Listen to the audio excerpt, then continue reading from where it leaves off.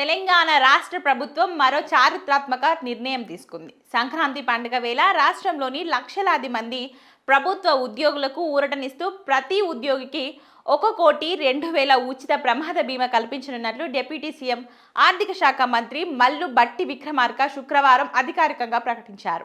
ఇప్పటికే Singareni, Transco, SPDCL, NPDCL, Genco సంస్థల్లో విజయవంతంగా అమలవుతున్న ఈ భారీ బీమా పథకాన్ని ఇప్పుడు రాష్ట్రంలోని అన్ని ప్రభుత్వ శాఖల ఉద్యోగులకు విస్తరించారు.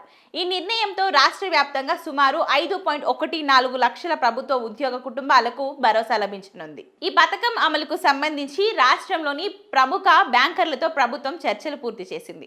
ప్రభుత్వానికి లేదా సంస్థకు అదనపు ఆర్థిక భారం పడకుండా బ్యాంకుల సహకారంతోనే ఈ బీమా సౌకర్యాన్ని కల్పించనుండడం విశేషం. ప్రకృతి వైపరీత్యాలు, క్షేత్రస్థాయి విధుల్లో ప్రాణాలకు తెగించి పనిచేసే విద్యుత్, ఇతర శాఖల సిబ్బందికి ఈ నిర్ణయం కొండంత అండగా నిలుస్తుందని ఉద్యోగ సంఘాలు హర్షం వ్యక్తం చేస్తున్నాయి.